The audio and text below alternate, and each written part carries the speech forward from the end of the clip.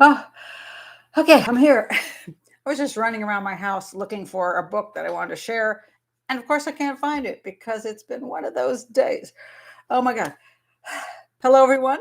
Let me know immediately if you can hear and see me so that I don't go on for no reason. And if you're new here and you're just watching later on, please do look below. And if you want to participate in this, join Patreon. Also, just subscribe to the channel, like, and share with people. And why am I seeing nothing but, oh my God, I've got such reflection in my glasses today. Hello, maybe I'll go without glasses. I can't see anything. Yes, you can see it here. Okay. These are driving me crazy today. I'm going to take them on and off just because this has been the day where, now I don't even know where my microphone is. Somebody said that they couldn't listen to me because I was discombobulated and I made them very nervous. if they're looking at this video today, that's what's going to happen because it has been a crazy day. We had our alpacas got out of the fence line and they were running around in other houses. So I had to try to herd 3 alpacas back into the enclosure, and then 4 of our bunnies escaped. So now the bunnies are running around the backyard trying to get eaten by the German shepherds. And my cat is missing. Well, he's not really missing. I hear him, but he's being like hiding. So it's been one of those days, but that's okay. I'm here and I'm glad you're here. Hi, Florence. Hi, Michelle, Molly, Martin. Oh, everybody's here. Martin, Christine, Annie. It's great. This actually is a really nice part of my week. So even if I'm having a day that's not going well, I have you guys to make me a little happier. So thank you for being here. And you have so many cool questions that you asked. This has been like the biggest question week I've had so far. I'm like, oh my God, I've got great questions. If I don't get to your question during the show because I just misplace it, then just either say something in the chat, go, hey, Pat, where'd my question go? Or if I completely screw up, I'll get to it next week. But I'm going to try because you all asked such really cool questions. So before I go to questions, Annie says, I agree. My favorite part of the week. Oh, that's very nice. So let me start with the news. We're waiting on the verdict in the Rittenhouse trial. Apparently, this is the second day that the jury has been out trying to determine whether they believe he's guilty or not guilty of murder. And I'm already concerned. As I said in my video that I did this last weekend, if you haven't seen it, go look at it. It's Rittenhouse and Arbery trials. And I talk about what I believe is the issue, and that's self-defense. Is it self-defense or isn't it? And I said, no politics, because politics don't really matter. And it's kind of been interesting because so one of the things somebody said, and I let them say it, even though it was semi-political, but they said it, and I thought, this is an interesting point to make. So they said, well, he shouldn't have been there. Kyle Rittenhouse shouldn't have been there. I mean, he was causing people to be agitated. He was disturbing them. He was out there and being seen by people and being an attraction. So he attracted the assaults that he got. And I'm thinking, really? That's what you think? Now let me grab my book up. Is it missing again? Okay. Grab my book up the shelf. How to Save Your Daughter's Life. One of the big things I did in this book was every chapter I talked about all the different ways that girls get into trouble, whether it's on the internet, whether it's getting involved in prostitution, whether it's hooking up with a bad dude, whether it's some older guy, whether, whatever, drugs. I talk about all the ways that girls get in trouble. And I got attacked hugely for this book. They said, how dare you blame the victim? You should just talk about the bad guys out there who are attacking these innocent girls.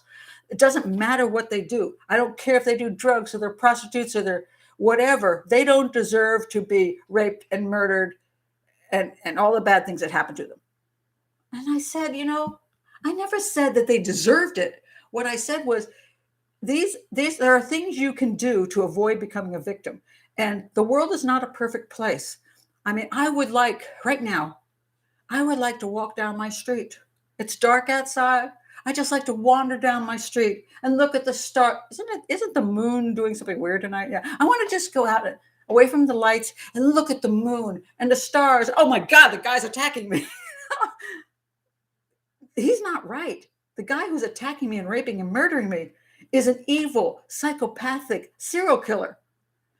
But perhaps walking down the street alone in the dark wasn't the brightest move. In a perfect world, yes, I want to walk the Appalachian Trail. No, I don't really, because that's I'm so lying. I do not want to walk the whole Appalachian Trail, but the idea is beautiful. I actually want to do the one in Spain, and you start in France. And I would have, because I don't know anybody who do this with me, I'd have to go over the mountain a little bit, and then most of the time you walk with other people during the day, and then you stay at hostels at night, and you do this whole thing. It's called the Way, and I want to do that. And part of me says, when you're alone going through like the mountain part. Somebody was killed once. One woman was killed. And I'm thinking, how safe is that? Okay. I'm going to stop holding the book up. This is like a running ad. Hold on, let me put it back. Okay, so I want to do that, but then I have to decide, am I willing to take the risk? It's not wise. Not because I shouldn't have the right, but just because you're alone and there's a psychopath out there too. You're probably dead and he's having fun. So I wrote the book because I wanted to save women's lives, and I got attacked because how dare you blame the victim? I'm like, I never blamed the victim. I just simply said, if you go out and do things that attract attention, you can sometimes get injured. It's not that they had the right to do it, but you can get injured. Okay, so people said in the Kyle Rittenhouse case, okay, he shouldn't have been doing what he did. He shouldn't have walked around with a rifle like that. He attracted attention, and to some people, he made them uncomfortable, whatever. I said, look, push the politics aside. Let's say a prostitute is plying her trade, and she's wearing a super, super miniskirt and some fishnet stockings and some really high shoes, and she's strutting along the boulevard. Well, first of all, she's committing a crime right there, because at least in the United States, it's illegal to prostitute. She's committing a crime. Some dude comes up and jumps out of his car and pulls her into an alley and rapes her. Is that okay? I mean, she probably would have had sex with him if he gave her $50, but the dude raped her. Now, is she to blame because she was walking down the boulevard or dressed like she was? Well, the problem is, yes, she did. She can get attention. Perhaps she shouldn't have been. It wasn't the healthiest thing to do what she was doing. But does that give that guy the right to then rape her and possibly murder her? Of course not. What about if you go into a really poor neighborhood and you're like walking through the poor neighborhood in your Gucci outfit? See, you got your Gucci purse. I don't know a thing about fashion. So if I make an ass of myself here, okay. So anyway, you got your Gucci purse, and does Gucci make purses? Okay, you got that, whatever. You got your $1,000 outfit on, and you got some like really expensive earrings on, and then you start flashing money around. Does that give somebody the right to then rob you at knife point? Oh, of course not. Robbing that person at knife point is committing a crime. The person is an idiot, but it's not illegal to be an idiot. So a prostitute who's plying her trade, let's not even say she's a prostitute. Let's say she's just a woman walking around in really skimpy clothing in the middle of the night. And she's not even actually prostituting. Is she an idiot? Okay, we could say that. I've been an idiot in my life. People sometimes are idiots. Kyle Rittenhouse, was that the brightest move he could have ever made? Maybe not. But if he's an idiot, that's not illegal. What's illegal is attacking the idiot. So the whole point of this trial is, was he when he shot people, was it in self-defense? It doesn't matter if he's an idiot. It doesn't matter if you agree with his politics. It doesn't matter if you think he should have been walking around with that rifle. It doesn't matter. It absolutely doesn't matter. The point is, did he have the right to pull the trigger, whether you like him or you don't like him? And the jury's now out for 2 days, which I'm like, What's taking you so damn long? Because in my opinion, it's a very simple thing. There's video. He was being chased and assaulted. I think it's a pure case of self-defense. Whether I agree with his choice to run around in that area doing what he was doing. But if I look around, I'm like, most of those people were doing things in that area that they shouldn't have been doing. There were a lot of people doing. Kyle Rittenhouse wasn't actually committing a crime. A lot of people were. They were burning things down and assaulting people. They were doing all kinds of crimes. He wasn't actually committing a crime. Whether you agree with him or not, he I believe defended himself legally, but it's taking 2 days for the jury now. They're out still. And I'm like, what's taking them so long? Well, I'm going to say what's taking them so long is they're scared shitless. That's all I can come up with. They're scared shitless that if they say it was self-defense, some of these people on the jury might not like Kyle Rittenhouse. They might think what he was doing was stupid and wrong and politically it was totally opposite what they think. But maybe they actually are thinking, if they're very good jurors, damn it, I don't like the dude, but it is self-defense. But if I say it's self-defense, oh my God, I probably can't live in my community anymore. I'm afraid to walk out the door because they're being threatened. We have an interesting problem in this country right now where it's becoming very unsafe to be a juror. And again, I'm going to plug my thing like I always do. I do not like the civilian jury system. I think too much emotion is involved. Too much politics is involved. I think we need a professional jury system. People like me, I don't have to like or dislike the defendant. I don't care what you're doing out there. What I would look at is the evidence and make my determination on evidence. I think we need a professional jury system, which we do not have. And so everything is a crapshoot when it goes to the courts. Yeah. So anyway, that was my commentary on where we're at today with the Rittenhouse thing. Oh, interesting thing that came up. Stephen Avery apparently lost out again. And apparently he's not going to get another chance again. If you don't know... Wait, let me stop it. So Michelle says, what bothers me is the jury makes the decisions based on the riots that are going to happen. If it's not guilty and their own safety. Well, that is one, Michelle, that's the problem. People are human. I mean, they're terrified and they feel responsible. And they say, we're putting people in a position which is just absolutely dreadful. I mean, it's dreadful. I don't know how else to say it. I feel sorry for juries. People say, well, Pat Brown, you're against the civilian jury system. You hate jurors. You think they're idiots. No, that's not it. I think they're untrained. I think they're not professional jurors. I think they don't have the ability to make the proper decisions, not because they're idiots, but they've never been trained in forensics and psychopathy and everything else that comes with these very difficult cases. And the fact that the defense and the prosecution have bring in experts that are lying like dogs, and you don't know which lying dog you should believe. But then again, on top of that, oh my God, if I say the wrong thing, like Michelle says, oh my God, there are going to be riots in town and people are going to die and it's going to be my fault. And then people are going to come after me. It's horrifying. It's absolutely terrible. And we need to do something about this. I mean, I just hope that somewhere along the way we start saying, this may not, the civilian jury system may have been a great idea back in, okay, I'm going to be ignorant here because I should know this because this is kind of my field. But when the U.S. went that way, I think, okay, I'm not going to say anymore because I'm going to make an idiot of myself. But the reason we chose a civilian jury system was that we did not want the government to control who went to prison and who didn't. We didn't trust them. And we thought that a jury of peers would be more trustworthy. And, so the concept is really good. And maybe back in the day when DNA didn't exist, when this wasn't so convoluted and confusing, maybe it was better. But then again, maybe it's never been good. And then, you really wonder about the peers issue. I have real issues with this because I live in Prince George's County, Maryland. And it is a majority Black community.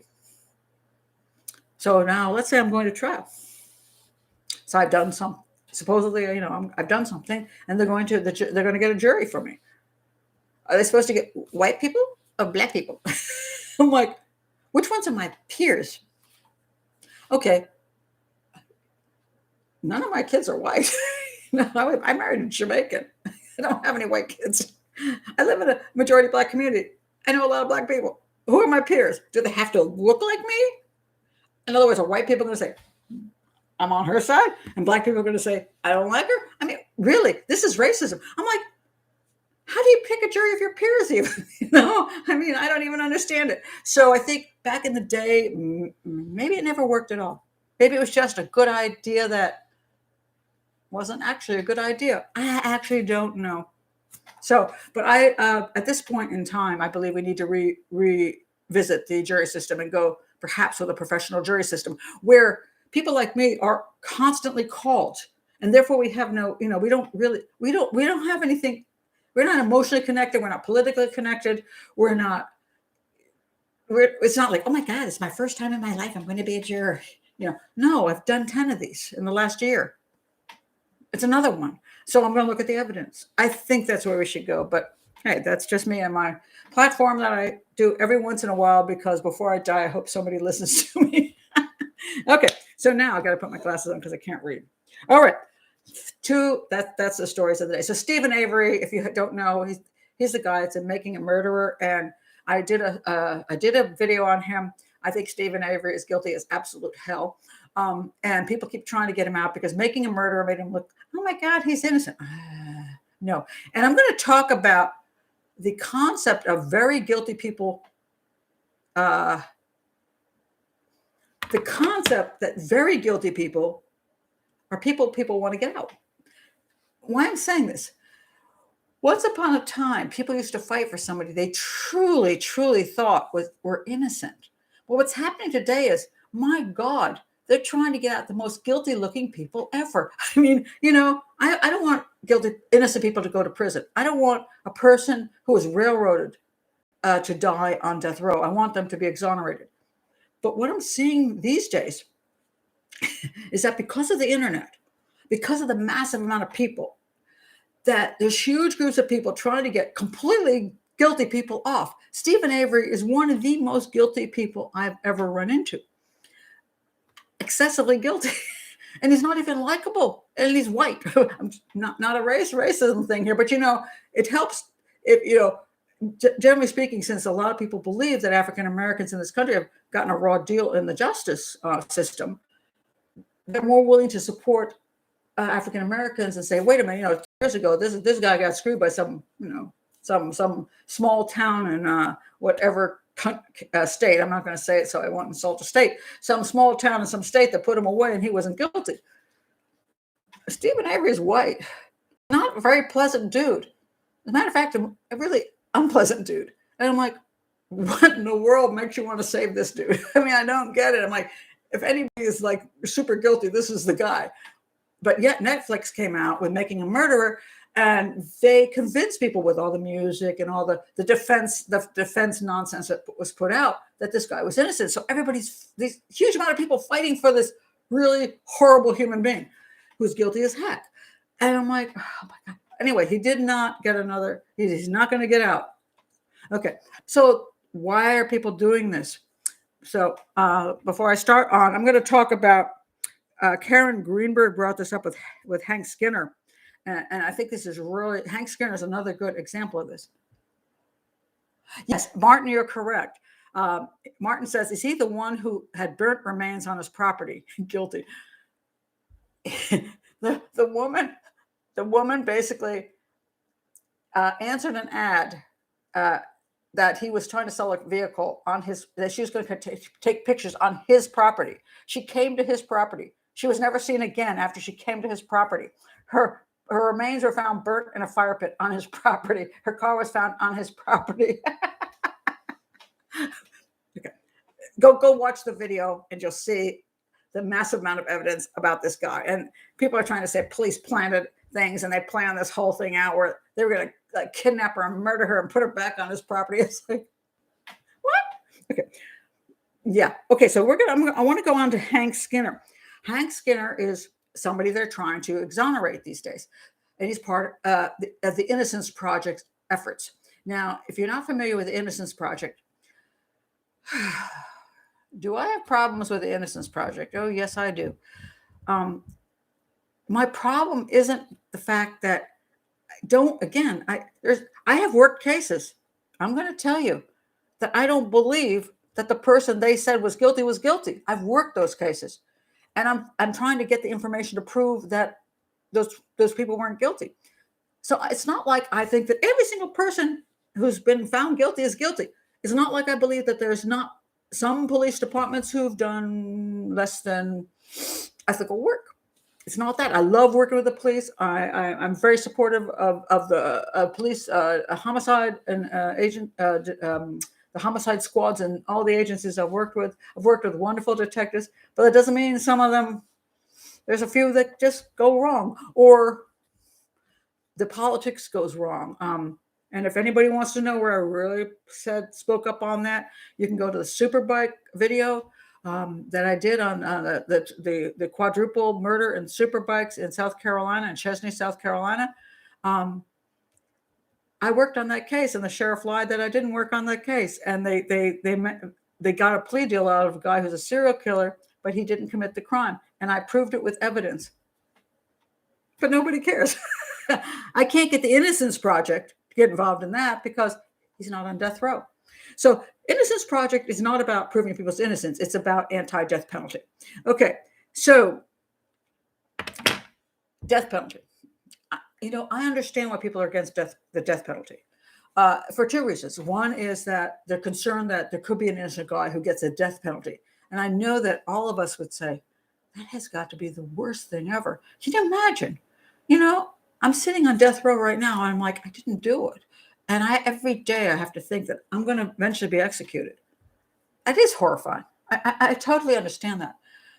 And the question, there's a statement that says, we rather let, okay, let me get the statement. If you can jump in on the statement, because I always forget these things. It's better to let how many innocent men, I don't know why I lick my finger, because you only do that with a book.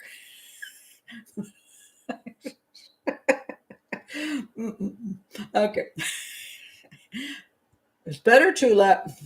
It is better to 9 men, 10 men, 9 men free than 1 innocent man. I can't remember the numbers. That's what I'm having trouble with. Man, die. Okay, I've just put this in the Google search. Oh, thank God I found it. Okay. Is it better that 10 guilty persons go free than 1 innocent man? Is it 10? Yeah, you're right. Thank you, Molly. It's 10. It's 10. It is 10. It is better to let 10 guilty persons go free than 1 innocent person. Now, basically, be executed. Part of me goes, absolutely. If I were that one, I'd certainly go with that. That we would execute an innocent human being is horrifying. But it's better to let 10 guilty men go free. Do you know what happens when you let the 10 guilty men go free? They rape and murder other people. And those people get executed. That's the problem. So that's really the problem. And a lot of times the guy who's being executed, who's not guilty, is actually guilty of like 9 rapes, but just maybe 3 other homicides, but not that one. So he's actually guilty of sexual homicide, just not that one. So we have this really interesting problem where we think that every innocent person who's put to death is innocent totally. In other words, they were a really nice school teacher in Tennessee, and they went to church on Sunday, and they had 3 lovely children and a wife, and they had 2 little cute doggies, and they were the most wonderful people ever. That's who you're killing. Now, that's not usually it. Usually what you're killing is a lifelong criminal. A lifelong criminal has committed burglaries and rapes and murders, whatever. So they're not all that innocent, but they might be innocent of that crime. And the real guy then goes free. So I get it. We shouldn't execute a person who didn't commit the crime, but a lot of times he's not as innocent as all that. And then you have the other problem. I say the 10 guys who go free, the ones the Innocent Project is working so hard to get out. A lot of times they're lifelong criminals, and they are what they are, and they are five of them half time are guilty, and the other five maybe not guilty of that crime, but they're going to go commit other crimes. So what about all those innocent people who are murdered then by the people they let out? That's okay. It's better to let the 10 guilty guys go and murder 10 innocent people than let one innocent guy die. See how complicated it gets. So anyway, I'm not again here to necessarily say whether what you should believe on the death penalty. I understand it's a very uncomfortable subject. And if somebody said to you, could you be the one to go and kill that person? Now it's like they do all these, more of a medical death. But I mean, could you shoot somebody and say, okay, I'm comfortable with that? Can you pull the trigger? I mean, if you weren't a psychopath, because psychopaths might like to do, death squad stuff. But if you were a regular person, would you be comfortable? And of course, most of us will say no, even if I can't kill people. So we end up in this very weird position of that we're uncomfortable with the concept of killing somebody, even if they deserve to be killed. So people have different views on death penalty. But here's where the problem comes in, is when the view on death penalty obscures what actually is true. So let's take a look at, because this was a great one. Now I've lost it. Oh, okay. So Karen had said, she was talking about Hank Skinner. Hank Skinner, let me tell you who Hank Skinner is. Oh, what a character. Hank Skinner. He's a death row inmate in Texas. In 1995, he was convicted of bludgeoning to death his live-in girlfriend, Twyla Busby, and stabbing to death her 2 adult sons. Okay, so he's been waiting on death row since then, since 1995. Okay. So one of the things Karen is talking about is there's a series done, because there's always a series done about people on death row, because it's fascinating to people to even hear from people on death row. And this guy named Werner Herzog does a series about death row inmates, and it includes this guy, Hank Skinner. Okay, so I watched the one, Karen, I did watch that one, and I wanted to throw up, but like halfway through. Now, why is that? Because, okay, now I got to put my glasses back on. Werner Herzog, he's from Germany, and he's anti-death penalty. And I'll give him credit right up front on his series. When he's meeting with Hank Skinner, he says, I just want to let you know right up front, I'm anti-death penalty. And I'm not here to talk about your case. I'm just here to talk about what it's like to be on death row. Because guess what he's about? It's not about whether the guy's guilty or innocent. He's about how horrifying it is for people to be on death row. That we should have a heart for that. We should feel emotion toward people who are in this horrific position. And so, of course, Hank Skinner's like, works for me. And so Hank is like telling these stories. You have to go. I'm going to put a link. And he's telling these stories about what it's like to be waiting. He's had his last meal, and he said what his last meal was. And he knows that in a few minutes he's going to be taken down there, and he's waiting for that phone call and all of this. And it's the whole point of it, from the purpose of the guy who's doing the documentary, is to get people to be anti-death penalty. That's to watch this guy and the suffering he's going through as he waits years for this, that horrifying condition he's living under, and then the horrifying moments where he's transported from his cell to the location where he's going to be put to death, and what he has to go through, and waiting for the last minute reprieve, which he did get, so he's still alive. And then, they talk about things like how as he's being taken there, he gets to look out the window for the first time in I don't know how long, to see the green grass and a horse out there, and to smell the flowers. And what always pisses me off, and I think when I saw Dead Man Walking, very well done movie with Sarandon, Susan Sarandon. She played the part of the sister, whatever her name was, who sits at the end at the movie and holds this guy's hand who's being put to death and says, I love you. And I wanted to throw up. And I actually stood up in theater and said, oh my God, I was so pissed, because I'd worked with victims. I'd worked with families of victims who were murdered, brutally raped and murdered, and their lives were ended, and nobody held their hand and said, I love you. I made me sick. And so I'm watching this thing with Hank Skinner, and I'm thinking, dude, I don't care that you're suffering in your little cell. I don't care that, oh my God, in 20 minutes I might be dead. What did your victims think?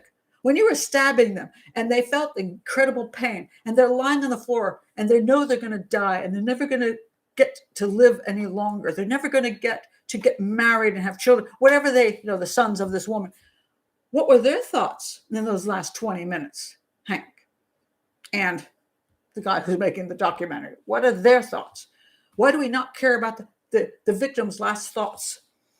Because I honestly, ever since coronavirus, one of the thoughts I've always had is, what if I get coronavirus and I'm in the hospital and they're putting all that crap on me and we're going to go on a ventilator. And I'm sitting there thinking, these are my last moments. I'm probably never going to see my grandchild again. I know I'm 66 and people say, well, you lived your life. No, I didn't live my life. I got things to do.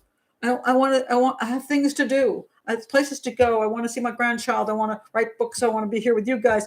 No, these are my last 20 minutes. No, this isn't what I want either. And that's just from a natural disease or an unnatural disease. But hey, won't go into that. But anyway, so now you're a victim. I'm sitting in my home and suddenly I look up and there's this dude in my bedroom with a knife and he's attacking me. And I'm thinking, oh my God, as I'm living through the pain and the humiliation and the torture, in 20 minutes, I'm probably not going to be here anymore. I'm sorry, Hank Skinner, I don't give a crap that you spent 20 minutes worrying about, oh my God, I'm going to be put to death soon. Unless you're innocent. But the question is, are you really innocent? So what happens with the anti-death penalty people, death penalty people, is they put together this very, very emotional thing. So people keep watching these shows and feeling sorry and pity for these guys, but not any pity for the victims.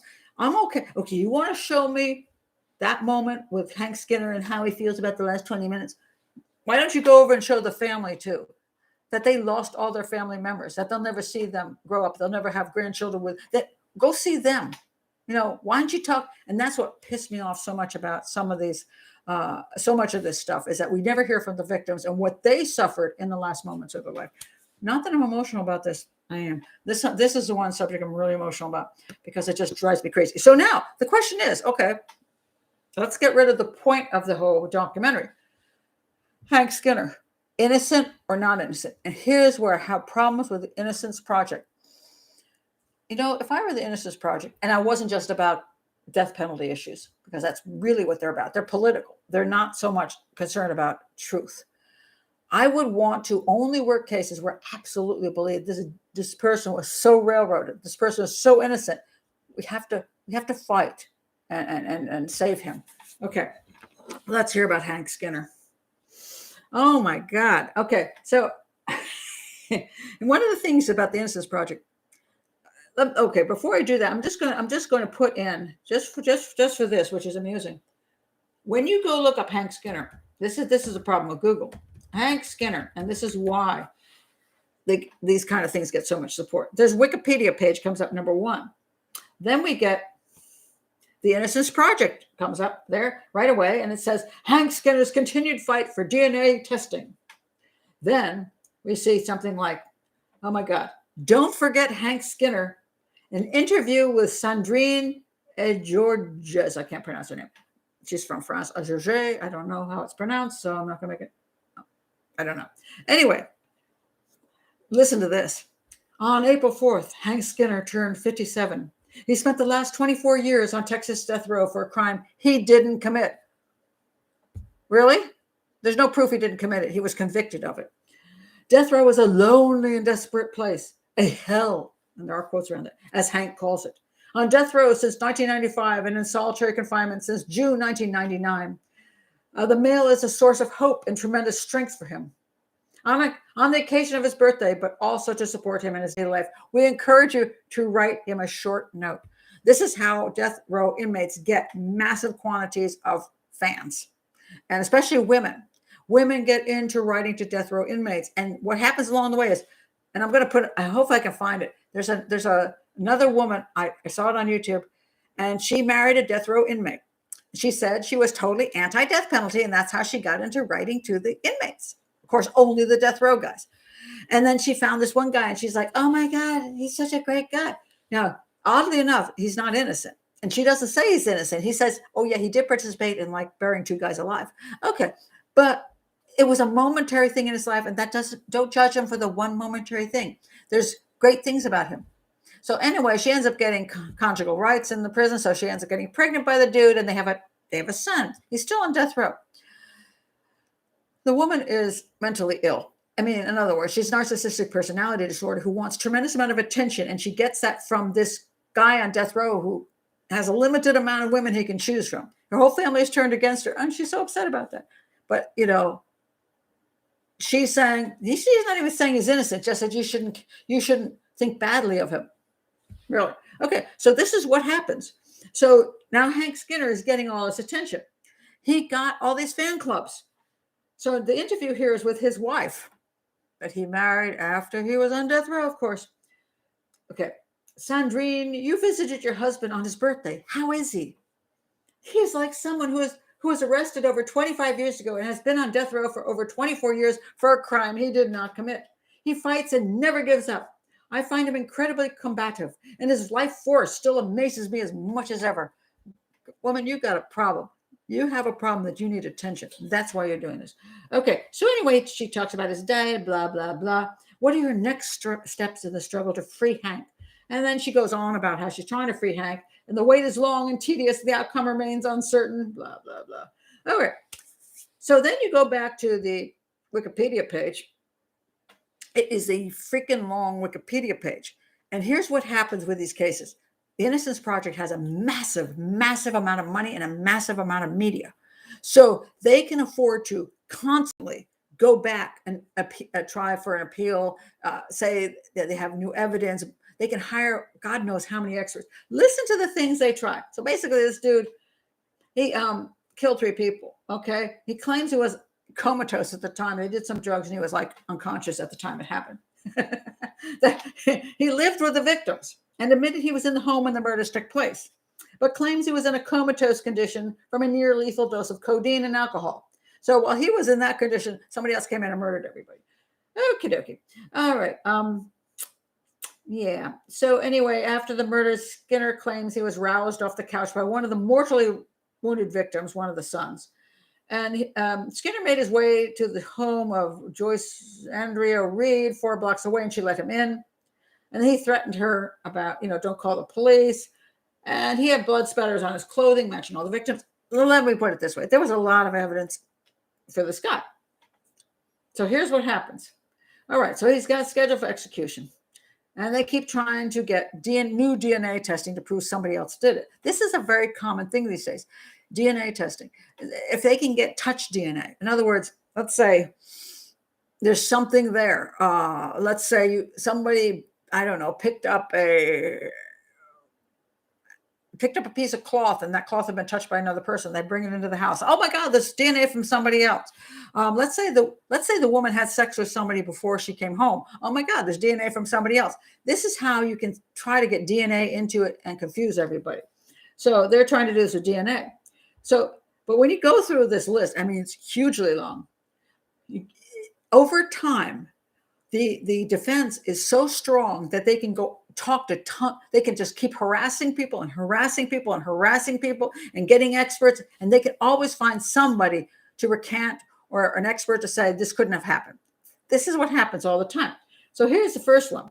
Witness recants testimony. The main accusation witness was Andrea Joyce Reed, who owned the house where Skinner was found by police several hours after the murders. After the trial, Reed recanted several specific elements of her testimony. That's that. Oh, then you get the occupational therapist testimony. An occupational therapist.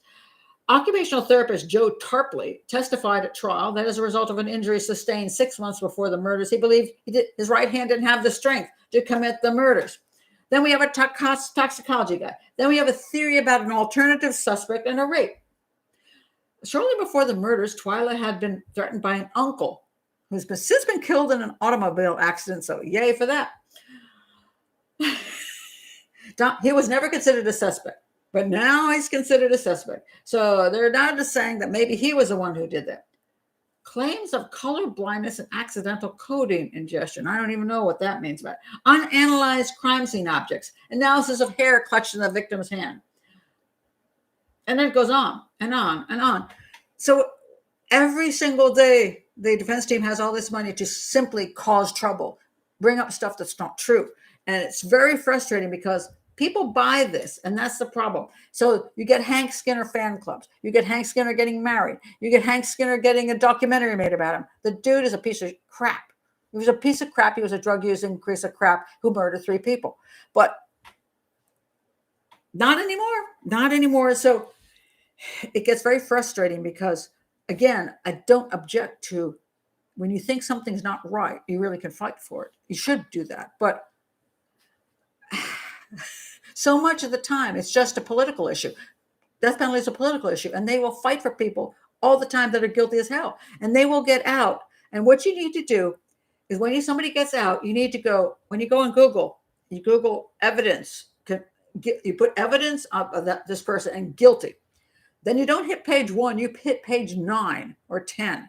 And then you go from there to page 20, because it'll take you 10 or 20 pages of Google to get to some other information that actually will give you information. Because the people that control Google, things like the Innocence Project and all this defense stuff, will have all that up front, and you will have a hard time finding actual information that says, oh my God, this is why the guy's guilty. And so he comes out and then he sues the state, and then everybody cheers, and then he goes home.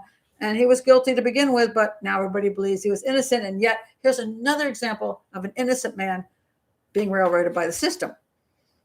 And again, this is a system that sometimes I think is guilty of railroading people, but not as many people as the Innocence Project would have you believe. And that's what offends me. And so I have issues with that.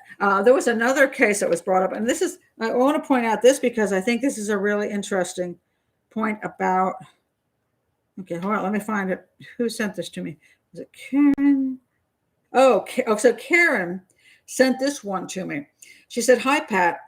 Do you know about the Tim Hennis case? This is a really weird case." Let me see what Martin says. Innocence or guilt should not be a project. It's a shameless agenda. The project should be the truth. Absolutely, Martin. It should be the truth.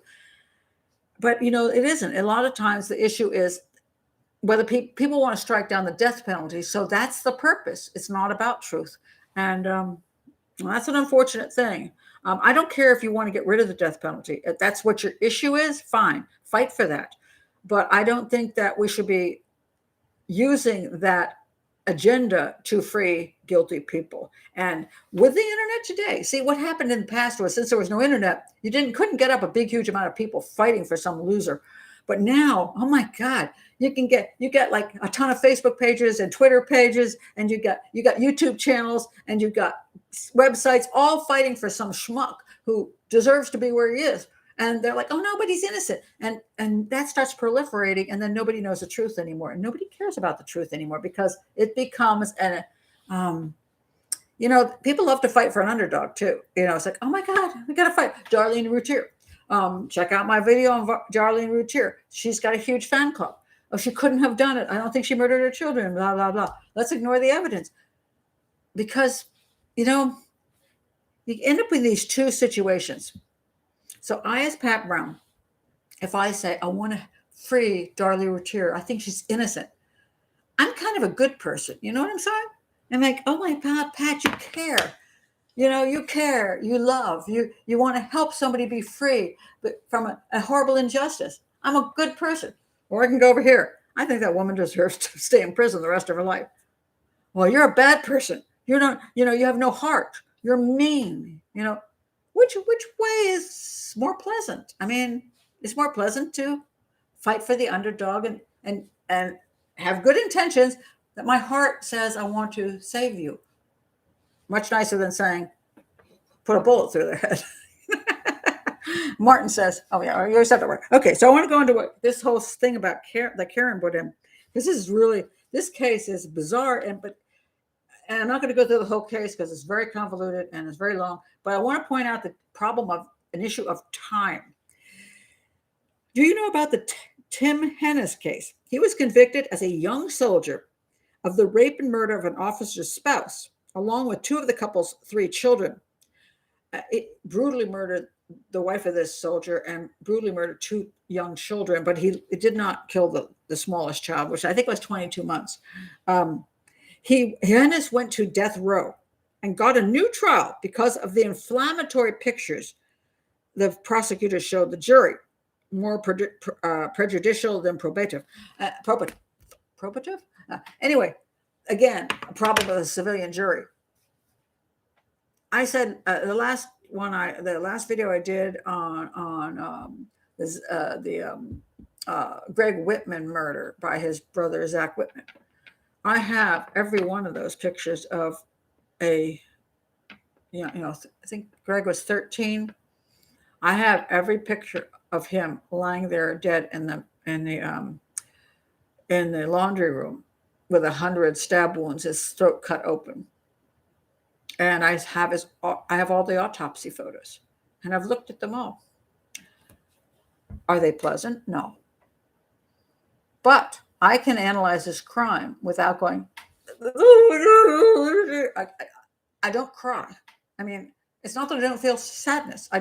I know how to look at this as a professional. I can imagine showing these pictures of a 13-year-old boy with all the gruesomeness of it to a jury has an emotional effect on them because they've never seen this before. Well, they might have these days. You can see a lot of stuff on the internet, but theoretically, they're not accustomed to seeing such horror. And that does affect their emotions and their ability to be able to be very objective on a case. So I get the point of that, which is, again, why I'm against civilian juries. Let me just see what David has to say. Instead of beyond a reasonable doubt, some people insist that the standard should be absolute certainty, which, of course, is an impossible standard to meet. Yeah, David, I do want to point that out.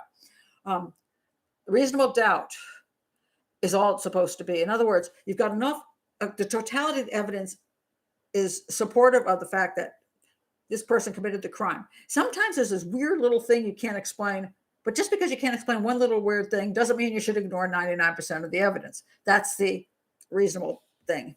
But yes, today people seem to think it has to be 100%. If there's one thing they can't explain or one just oddity, we can't call that person guilty.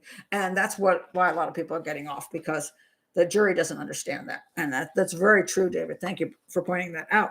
Okay, so back to Hennis. So Hennis went to death row, and for good reason.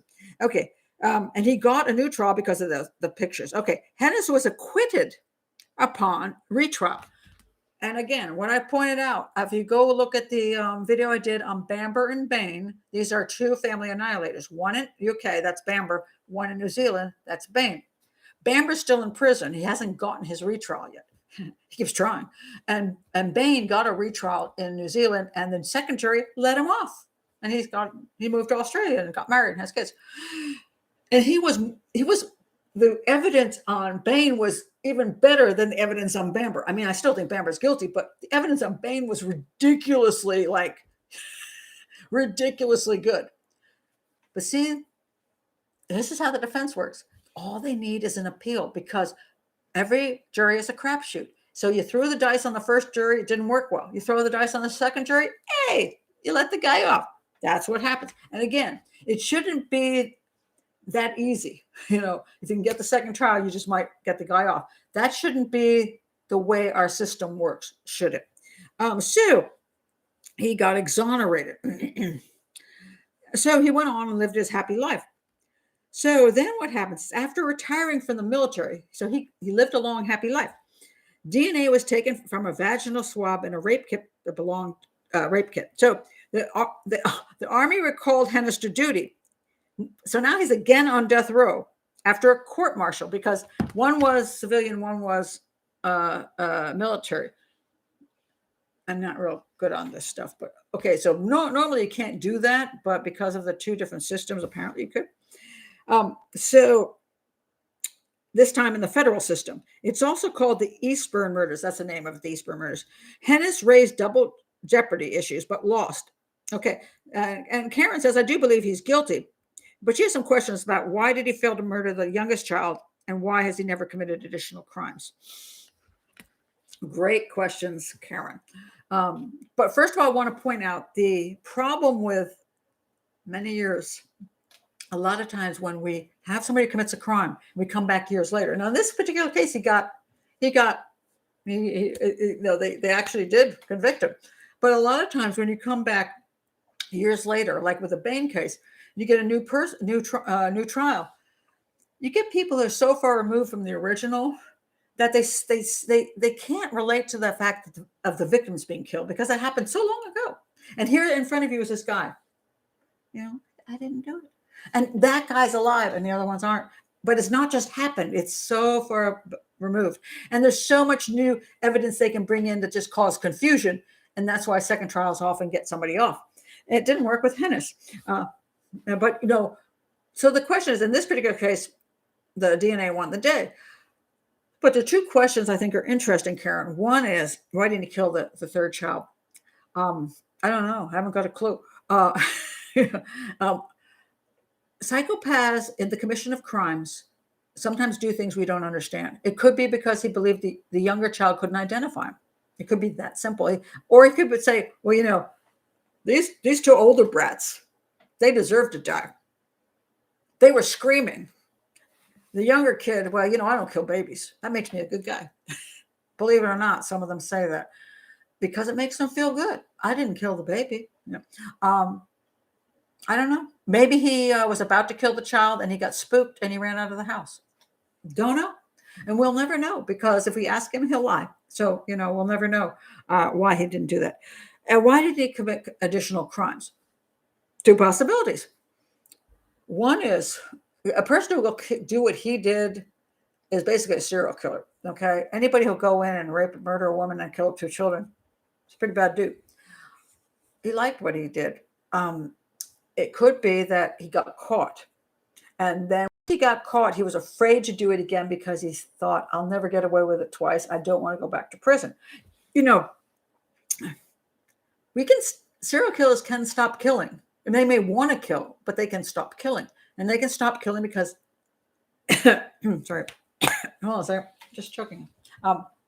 Maybe I'm choking where's my drink? Okay. Sorry, I breathed in the wrong way. We can all stop doing something, all of us, when we find that the pain is worse than the pleasure. That's the old thing where you weigh the things out, right? When pain becomes worse than pleasure, we go, okay, I'm not going to do that. So I really loved raping and killing that woman and those crappy kids. But I got caught and I did not like being in prison. So now that I'm free, I want to take that chance again. I'll live in my memories. I'll watch violent porn. I'll get off on that. I'll lay in my bed going, oh, that was a great day. But I don't want to take the chance again. That's one possibility. The other possibility is he did commit more crimes, but they never found out which ones he committed. He may have done more, but they don't know, and they haven't linked them. So that is possible too. But interesting case because he went to trial twice on that. All right, now I've got some other really great questions. I'm trying to get them all. Molly asked me. Molly, you're still here? Molly's here. Just wondering, what are your thoughts on profilers or detective using nonverbal behavior as a useful investigative tool? I watched an interview of Ted Bundy after his arrest where his verbal answers said one thing and his body language said something very different. Well, the problem comes down to is how good the investigators are and how good, when they do interviews and interrogations, it really just depends on how good you are. I mean, I point this out all the time. There's very little training for detectives. In my opinion, when you reach a point where, you're going to become a detective, you should go to a 6-month detective school, and you should be chosen because of your logic ability, because you have the strengths in that area. But a lot of them just become a detective overnight. It's like, you're at the bar and you're like, oh, I'm going to be a detective because that's cool. That's my excuse to drink this. And then lo and behold, you become a detective. It could be because there's very few people in the department to choose from. It could be because people like you. And it could be because you're good. I don't know. But a lot of times you don't get the training. Sometimes if you're lucky, after you become detective, you'll get some training. You'll get to go to certain seminars. I hope to provide them in the future myself in profiling for detectives. It's one of my big goals. But detectives, especially in city areas, they work so hard they don't have time to learn anything. They're like they can't even keep up with the amount of homicides. And as we defund the police, they have less and less people, and less and less people are joining, that the homicide squads are like overwhelmed. So, they don't have that necessarily the chance to get that massive amount of training. But even if they do, some people just suck at it. They're just not good at reading body language or catching people and having them write statements and saying, oh, look at that. I read the statement and I can analyze the statement and I can see that they're lying. Some of them aren't very good at it. So is bot using, I'm sorry, I'm just going to pull it back up so I'm going to read your words. Nonverbal behavior. Yeah, I mean, it's there. And there are people who teach nonverbal behavior, body language. It's very interesting. It can help a detective determine what other questions to ask, to set off red flags for him, that he goes, this guy's lying, or something's not right about what this person is saying. I should pursue this line of questioning. What you don't want to do is say it absolutely means 100% one thing. And you have to be careful of that, because especially when you're interviewing somebody for the first time, and that let's face it, when you're doing a homicide investigation, it's not like you knew the person. It's like, oh, here's a new person. You don't know how they behaved the last 20 years. Like I smirk. I'm a smirker. I smirk. And I tend to have a terrible lack sense of humor. So let's say they suspect me on something and they're interviewing me and I smirk. They go, oh, look at her. She's smirking. That must mean something. Maybe it doesn't. Maybe that's because I smirk, especially when I'm nervous. I probably smirk and I probably make bad jokes. But if anybody knows me, they'll go, that's Pat. But if I start doing something that's completely abnormal, let me think. Okay. Anybody? Hey, Annie, you're still there. What's abnormal? What would be abnormal for me, Annie? If I were doing an interview right now and people are asking me questions, what would you think is abnormal for Pat Brown? Behavior-wise at the I don't know if you're still here, at the interview, what would be abnormal? If I don't say anything, I'm like 30 seconds, I'm going to say what I think would be abnormal for me.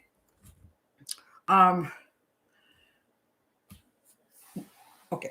I don't know if I understand. Okay. So what would be abnormal for me is that I'm really sweet. Like really sweet. Like if I were talking about, let's say, the murder victim, and they were trying to find out if I murdered that person, and I went, I've always loved her very sensitive nature. I find that her beautiful spirit has always reached out to me, and I adore the fact that she cares deeply, and that always made me want to care deeply too. Okay, I'm guilty as hell. I will be so guilty. That is not me. I can't talk like that. I can't think like that. I would never think of a person like that. If they ask me, what do you think of the victim? I go, oh, she's a nice girl. I'm not very sick. I'm not really sweet. Okay. So that person who's interviewing me, if they don't know that's not normal for me, they're going, oh, Christine, I should have asked you. Christine says, oh, that is not Pat. It's not me. That doesn't mean I can't. I'm going to defend myself here now. It doesn't mean I don't care about people. It doesn't mean that I can't be emotional. It doesn't mean that I don't have a soft spot.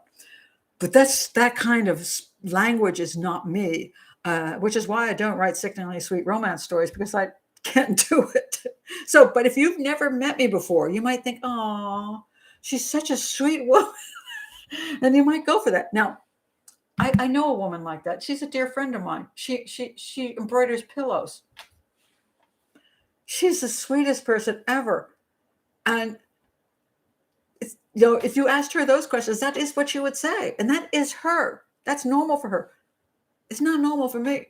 And as far as body language goes, so there's the other verbal things like, when you say, oh, I didn't do that. You're shaking your head yes when you said no. I mean, these are all interesting clues. So I think they're very valuable to know, so that when you are doing interviewing, you can pick up on things that are red flags. They're red flags. They're not proof. They're red flags. And it can lead you into, what more questions you want to ask, or how you want to deal with this person. So I do believe that it's a very useful tool. but it's a tool and not an absolute. And so I think that's important to know. Let's see. Okay, I've got so many cool questions here. I'm going to try to find them all because they were so neat. Oh, Dave. Okay. Okay. David had a good one. I hope you're here still, David. Oh, you're here. Look like you're still here, David. David asked me, I do have a question I hope you'll address. Absolutely. I heard you speak a few times about unscrupulous law enforcement. Okay. Let me try that again. I love live YouTube because if I can't speak, you're going to hear that. Oh, by the way, we're hitting the 1 hour mark, and something happens. There's like this weird gremlin on YouTube at 1 hour where suddenly I disappear, and it like says you're no longer, on air, and I'm like, what? So if I disappear, since I've hit the 1 hour mark, if I disappear, since there's a few more really good questions, I don't want to just dump this. Here's what you do. If I disappear, I will go out of the program. I will go over to YouTube. I will put up a part 2, and I will send you the link. So, and I will make it like 10 minutes from whatever I get tossed off. So you can go get yourself a drink, get yourself some ice cream, and look at your email, and you'll get a new link, and you come back with that new link, and I will be there for part 2. That's what happened. I think it was last week, and it was like, and there's nothing I can do because it just happens. But I want to warn you in case it happens. Just look on your email. You'll get a part 2 and come on back. Oh, Annie finally showed up. She goes, "Oh, sorry. Yes, very sweet and sappy." What? You don't think I'm sweet, Annie? I'm so pitiful on that. Oh my God. Yeah, I'm not very. The interest. Here's an interesting point, though. Let's talk about culture, because culture is going to be an interesting thing. I'm going to talk about that another time. But do you know, I spent a lot of time in the Indian community, and I spent a lot of time in India. And when I wear saris and all my Indian jewelry, everybody says, "Oh my God, this is Pat Brown, and she's so sweet." And I'm like, do you know I actually do have a change of personality because I'm not profiling. I'm doing dancing, and I'm with good friends, and I'm traveling. I am actually a lot sweeter. So if I'm in India and I murder somebody, I might actually be sweeter and sappier. But in America, I'm pretty ruthless. So see how difficult it is. That's why it's so difficult to do these things. Okay, back to David's question. Okay. I've heard you speak a few times about unscrupulous law enforcement personnel inappropriately linking unrelated cases, like the Superbike murders come to mind. Those are the ones I just mentioned, the Superbike murders down in Chesnee, South Carolina, the case I worked on. I also know that in many cases, there's a lot of discussion about linkage blindness. And he puts quotes around that, but that is a terminology. Linkage blindness is a big terminology in serial homicide. So I thank you for that, David. Would you please talk a little bit about appropriate and inappropriate basis?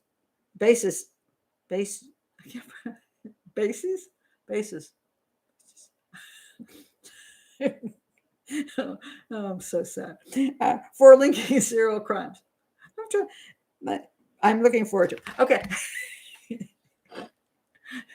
I'm going to defend myself again. People say, Pat, you got to stop defending yourself. But I'm fluent in American Sign Language, right?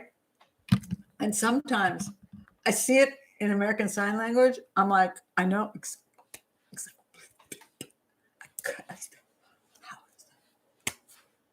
That means I understand it in sign language, but I can't remember how to say it in English.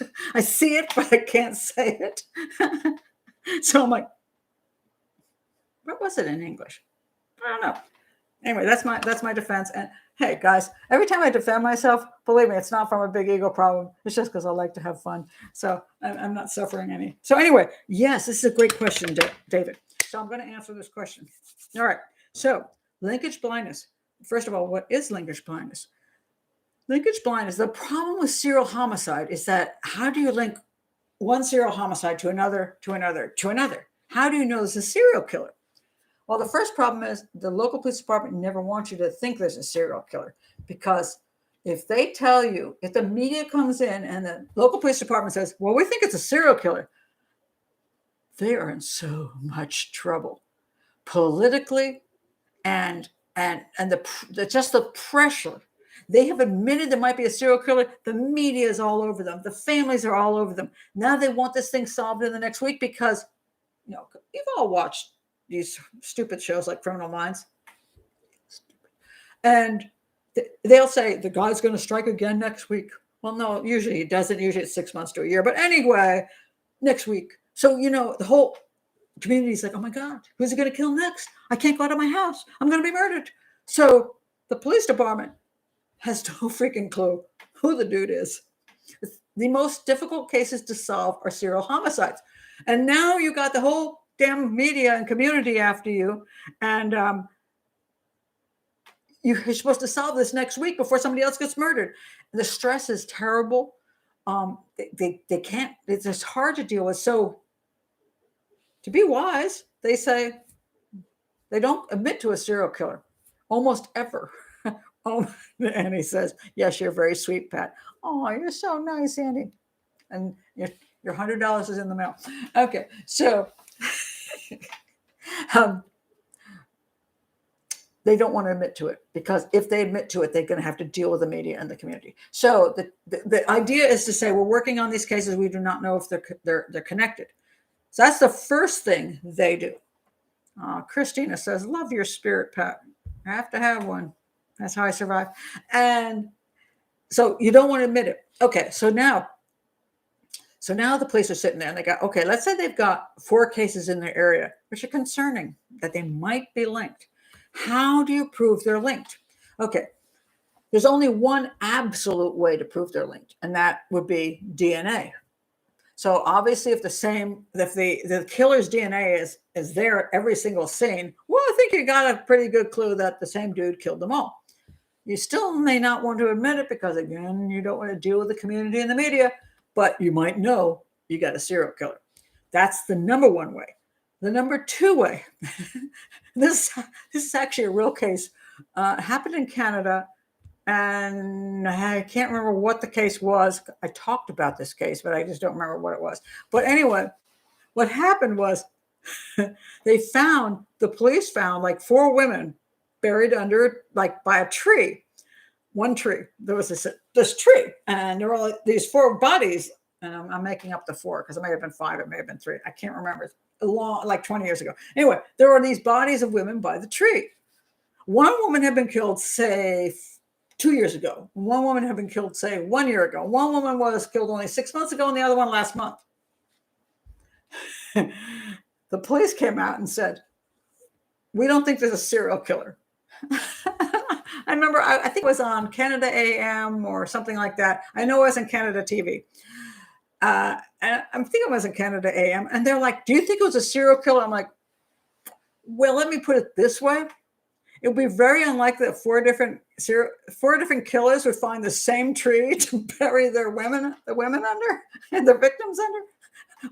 What do you think the chances of that would be? That 4 different killers like, man, that is a great looking tree. I should bury my victim under there. Yes, it's the same dude. It's obviously the same guy. So you do have a serial killer. So stop pretending you do not.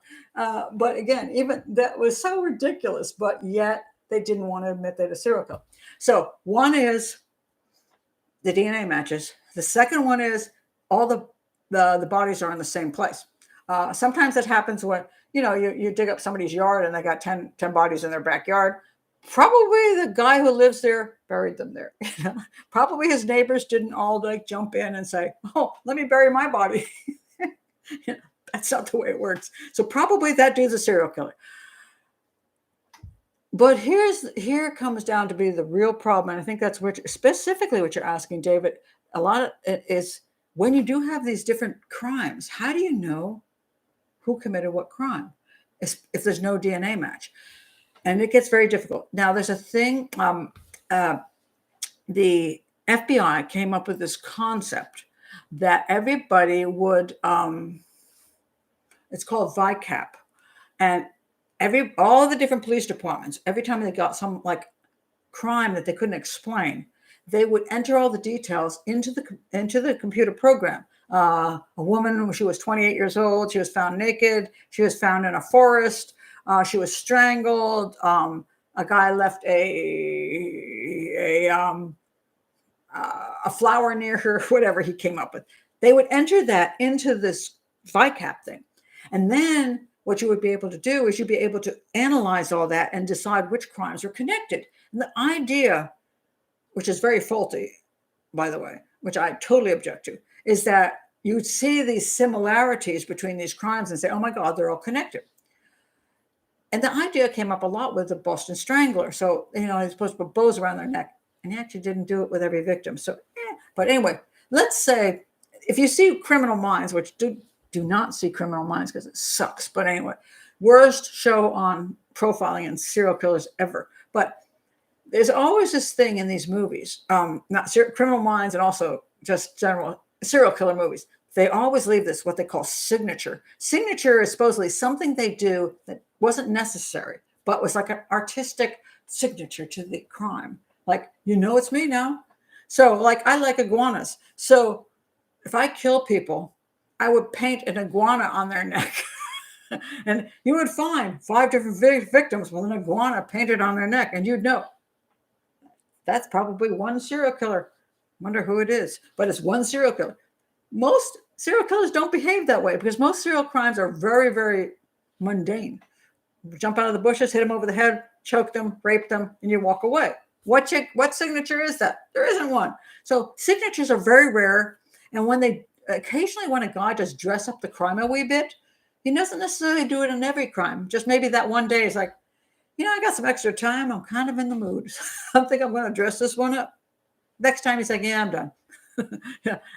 And also they often change their method, the modus operandi, or what they call the MO, method of operation, simpler term. In other words, a guy will, for example, like to strangle women. And then one day he just fed up with strangling women, so he hits them over the head with a rock. Or maybe he starts out by stabbing women, but he ends up stabbing himself and getting blood. And he's like, well, this sucks. Next time I'm not going to bring a knife. I'm just going to strangle the broad. They change. Modus operandi, MO changes. So it's hard to say, so you're going into VICAP and you go, okay, the woman was strangled. And then this guy over here going, the woman was hit with a rock. And this person over here is like, the woman was stabbed. Are they all connected? Well, they might be. The guy might just have changed his MO. So unless it's something incredibly weird, you're probably not going to be able to link them together. And the majority of ways people are killed are strangling, bludgeoning, stabbing, very less often shooting. So, when you go look at the United States, well, shoot, there's like 60 women who were stabbed to death this year. There were 100 women who were strangled. Another 85 women that were bludgeoned. Do you have 3 serial killers? No, you got lots of serial killers, but they all use the same technique. So VICAP, really, quite frankly, has not been effective. FBI may not let you know that, but I'm going to let you know that. Not effective. And the other problem is, simple fact is, when you're working so many homicides, a lot of times nobody wants to fill out those damn forms. I mean, it's so much work that they just don't bother, So a lot of information isn't going in. That could actually, maybe, if you're going to say it has some use, you want every single time this happens for all the information to be inputted, but that's not what's happening in real life. So, a lot of times it's not. So another problem we have is that different jurisdictions, a serial killer sometimes know that they kill a woman here, and then they go over the line and kill a woman over here because they know that jurisdictions won't talk to each other. So even though they're only like 10 miles apart, they don't talk to each other. This is my crime. This is my crime. So the guy just jumps over lines, and then nobody ever realizes the same dude is committing those crimes. Or the other problem is serial killers move, because a lot of times serial killers, they don't keep jobs real well, or women. So like they're like living with their cousin in like one state, and then they lose their job, and their cousin says, get the hell out of my house. And they move to another cousin's house who's 5 states away. And then you don't realize that those crimes are committed by the same dude. Very, very difficult. So the first part of your question, David, is, how do you link them? Very, very difficult.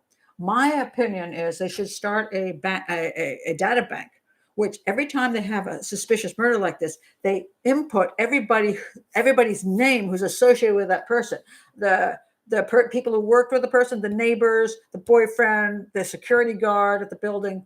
And then if that name pops up in other murders, you're like, wait a minute, this guy's name has popped up in 3 murders. He was a neighbor here, a security guard here, and he was a friend here. Why is he popping up in all the murders? I'd like to see that. But we have the input problem again. Now, the other question, so that's the issue about how do you link? It's tough. It is tough. Second question is when you inappropriately link cases. And this happens 2 ways. One is, I think the Green River Killer is a really good example of this. The Green River Killer claimed he killed, I don't know, I've forgotten, I don't know how many. By the time he finished confessing to like the most murders ever committed, got to understand, serial killers are liars, and once they're in prison, they'll lie. They'll claim anything. They will claim every murder under the sun, because once you can't give them the death penalty, what does it matter how many, killings you confess to? And if you want to get a book written about you, because some author, once you say, "Oh yeah, I killed 200 women," believe me, the authors will be beating down your prison cell door, and they're like, "We want to talk to you," and then the Discovery Channel will show up, and then CNN will show up, and everybody will show up, talk to you about the 200 people you said you killed. So will you lie? Sure you will. So the problem is the Green River Killer, there were a lot of cases attributed to him, which I don't believe there was proof that he was actually connected to. Why would a police agency do this? Well, when you close cases, first of all, the media goes, "Oh, it's amazing. You did such a wonderful job closing all these cases." Secondly, the families say, "Thank you so much. We finally have closure. We know who killed our child. Thank you for working on this for so many years and finally letting us know the truth." And the third one is, you get more money if you close more cases. So, hey, he said he killed 20 women. Okay, we'll go with that. The cases are 30 years old. We have no clue. We'll attribute those to that dude. That's what happens a lot. And the case you're particularly mentioning, David, is the Superbike case. This is the reason for this case is a little different. Superbike, and you can go and watch my video on Superbike. It's a quadruple murder in a motorcycle shop. It's called Superbikes. And Todd Kolep, he was convicted of the crime. Now, what happened was I worked on this case. I went down to South Carolina and I worked with the sheriff's department down there. I analyzed all the evidence. I had total access. And I said, I have my suspect, who I believe is the most likely person to have committed the crime. It was not Todd Kolep. It was a guy who had made a 911 call. He was the most likely person, the person who supposedly found the bodies. He came into the place and found the bodies and made a 911 call. I'm not saying he committed the crime. I'm just saying evidence points more to him than anybody else. Now, the case remained unsolved for years. And then Todd Kolep was a creepy dude in the area, and he was arrested for serial homicide. He had a woman back in a trailer back behind his house. He had kidnapped, and he murdered a couple. He had abducted a couple and murdered the man and woman and buried them on his property. Todd Kolep is a psychopath of the nth degree. I mean, if you listen to anything he says, you're like, whoa, this dude. So there's no question he's a serial killer. But what happened was the sheriff says, I got this unsolved case of these 4 people murdered in a motorcycle shop. And it's been bugging me forever, and I'm running for re-election. And all of a sudden, amazingly enough, and the sheriff will say, well, God help me out. And Todd Kolep confessed to that crime, the crime of the 4 in the motorcycle shop. And I'm like, say what? And what came out, and all the media carried this, and this is where the media gets involved when it doesn't care about facts, that Todd Kolep knew something that only the killer of the 4 people in the motorcycle shop knew, that all 4 of them had been shot in the forehead. Only he knew that, and the police knew that. And everybody's like, oh my God. So it's amazing. He's a serial killer and a mass murderer. That's so unique. We've never seen that before. And by confessing to the mass murder, he got out of the death penalty. So on the serial killing, so he just got life instead of the death penalty. And so, but everybody was still thrilled because, oh my God, this long people never knew who had killed these 4 people in the motorcycle shop. Finally, it had been solved. They loved the sheriff. Isn't that great? He had absolute proof because Todd Kohlhepp knew that they were all shot in the forehead, and nobody knew that but him and the police. Sounds good until you find out, which I informed the entire media, that none of the people in the motorcycle shop were ever shot in the forehead. Not one of them. It's a complete lie. Todd Kohlhepp was lying. The sheriff is lying. I have the autopsy reports. I've put out the proof of the autopsy reports. Everything Todd Kohlhepp says is a lie. He knows nothing about what happened that day in the motorcycle shop. So then you say, well, why would the sheriff and the prosecutor confirm that he said those things and that he was correct about everything? And I'm like, because they wanted to close the case. They wanted to close the case so badly when I paid $900 for a FOIA request to get the actual information. They stabbed me in the back and didn't send the information to me, and I can't get the $900 back. And I went to the judges down there, and I still can't get the money back. So a lot of crooked things can happen. And it's because politically, the decision was, hey, if we can close this case down, things are good. And since the media was as unethical as the sheriff and the prosecutor and everybody else down there, they got away with it. And I keep speaking up against it, but I can't get anybody to, even though I have the autopsy reports that prove that they're lying, and I have so much other information that proves that they're lying, it doesn't matter. You can also go to my page, The Daily Profiler, put in Superbike, The Daily Profiler, and you'll see a whole bunch of information on that case. So they do that. And it doesn't happen as often as people think. So when people say, oh my God, so you're proving that all these police agencies, you don't like police agencies, you're against detectives, you think all police are corrupt. The answer is no. I work with police agencies. I like police agencies. I'm totally supportive of the detectives. That doesn't mean you haven't got a bad apple out there. And if there is a bad apple, I'm not willing to pretend it doesn't exist. Because if I'm willing to support these guys over here, I should be willing to say, this over here is not okay. Let me see what else you have to say before I go on with a different question. Carrie says, Ted Bundy murdered in different jurisdictions. Yeah, he did. And, they should have caught him a long time ago. I mean, it was, his own girlfriend turned him in. It was clearly Ted Bundy who was committing crimes, but they completely screwed that up. That was it. Molly says, it seems like the same license plate number started turning up in the DC sniper case, which led to helping them solve the shootings. I'm trying to remember how they actually solved that, because he was like, they were like sitting in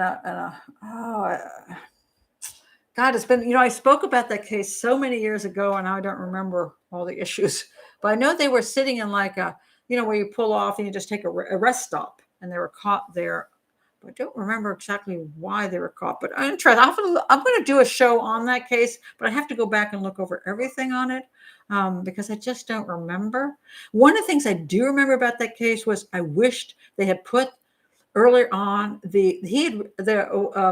one of them had written letters, and the letters, he was Jamaica. He was from Jamaica, and he wrote these letters. And I'm like, well, if I'd read those letters, I would have known it was to do with Jamaican, because my ex-husband was Jamaican, and I've seen letters come in from Jamaica, and I know what Jamaican letters sound like, So I could have identified the guy as Jamaican if they put that out to the public, but they didn't. And I wish they had put more information out to the public, maybe stopped that sooner.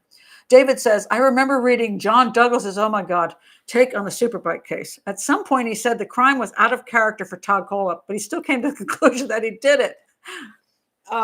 David, from what I heard from the Sheriff Wright, W-R-I-G-H-T, Sheriff Wright, who is always wrong.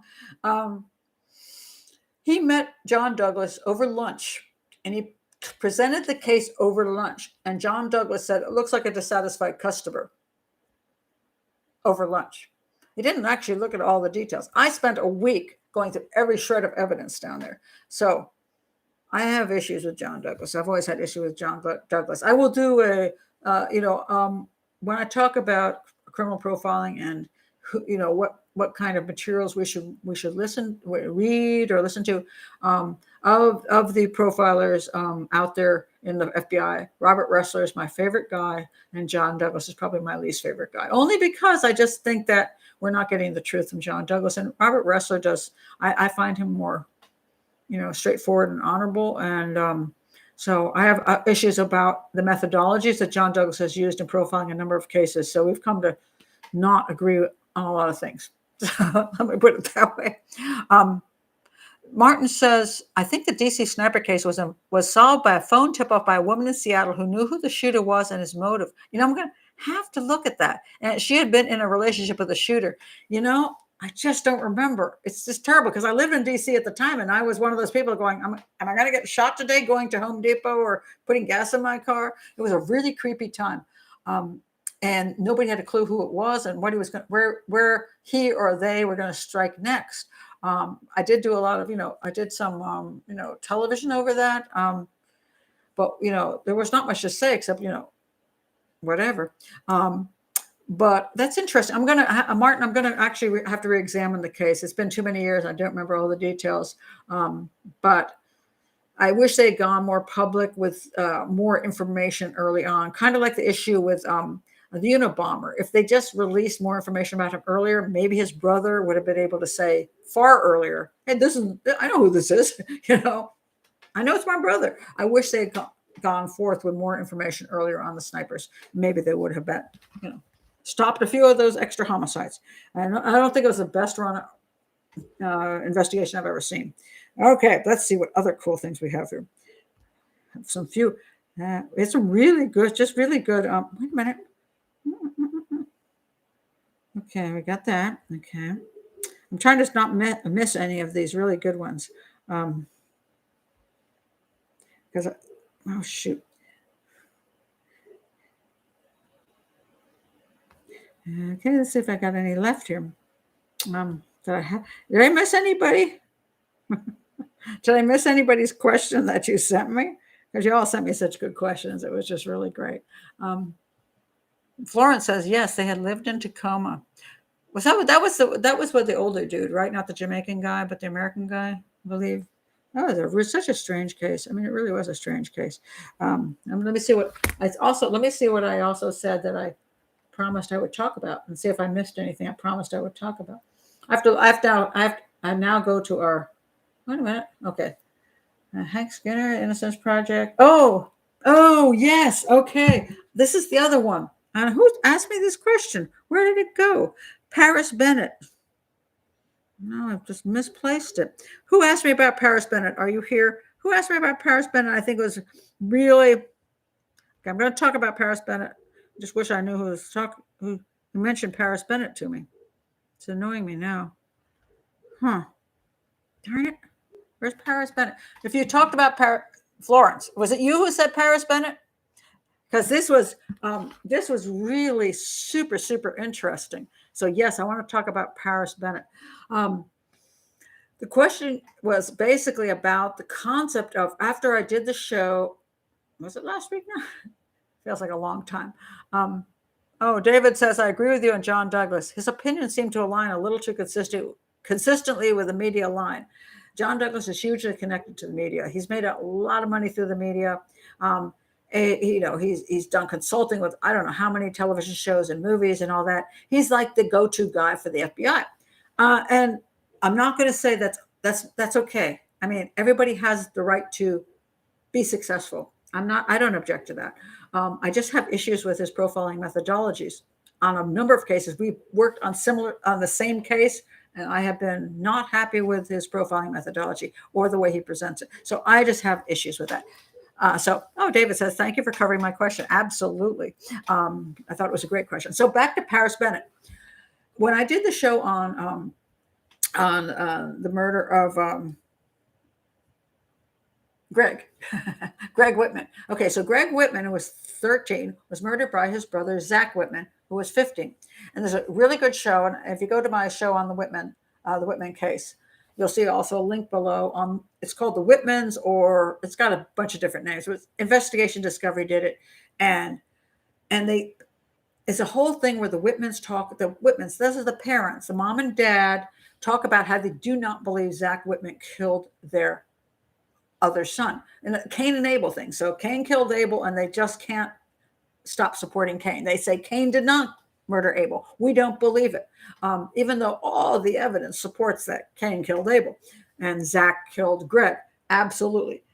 So this case of Paris Bennett, I thought was a great example. Now let me try to find it so I can just read you what happened with Paris Bennett. Hold on a second.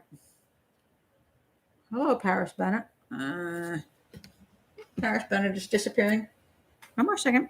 Let me find out what to do with Paris Bennett because I kept it here somewhere. Paris Bennett. Okay. Paris Bennett. Look at this. Look at this little picture. See that boy and the little girl. Okay, that was his sister. Paris Bennett was 14 years ago. He was 13 years old. Now, in the case of Zack and Greg, it was I believe 15 and 13. He was only 13 when he brutally killed his four-year-old sister after raping her. People often ask me, "Oh, a teenager's not going to rape their little brother or sister, right?" And I say brother or sister because sometimes they rape their brothers as well as their sisters. Yes, they do. I mean, they can rape at that age, or they can do all kinds of sexual assault. It doesn't always have to be penetration with a penis. It can be penetration with an object. It can be all kinds of other things that are sexual in nature. But yeah, they can. Especially these days when a lot of kids are watching an awful lot of sexual content at a young age, watching a lot of violent pornography. A lot of them are really getting into it. It's kind of really sad. So anyway, he was only 13 years old when he committed the heinous atrocity. And he was sentenced to 40 years in prison and has been in jail since 2007. How did a seemingly normal-looking boy, and pay attention to what normal-looking is. Almost everybody's normal-looking. I don't understand why this concept, like, okay, this guy could have killed his sister, but this guy couldn't have. Normal is normal outside doesn't mean normal in the head. That's two different things. Most people are normal looking, and so yeah, he could just because he smiles. Oh, and pictures, by the way, my pictures are so amazing. So remember the studio called, how old are you? Olin Mills. Before you had these easy ways to take pictures, you used to take your family for a family photo at Olin Mills Studio, and they used to give you this deal for $12.99, you could get these photos of your family. And then what they would do is you come in with your family and you sit there. And then after you did that, they would invite you, come back, and then you say, I want to get my $13.99, whatever, little package. And they go, oh, but we want to show you the other pictures. And they make you go in the back room and they lay out all these gorgeous photos that are worth like $500. And they try to get you to buy all the rest of them. And that's how they made the money. It was like suckering in with a cheap one. But then once you look at all the pictures, your children, all these gorgeous pictures of children, they say, well, if you don't buy it, we're going to have to tear it up. And then you go, oh, don't tear up the picture of my daughter. So you end up paying a lot more money to buy all the pictures you didn't intend to buy. So anyway, that's Olin Mills. So, but what's always so interesting to me is you'd see an Olin Mills photo. And here's the family, the father, the mother, the children, and the next day they're all dead, and the father has murdered them all.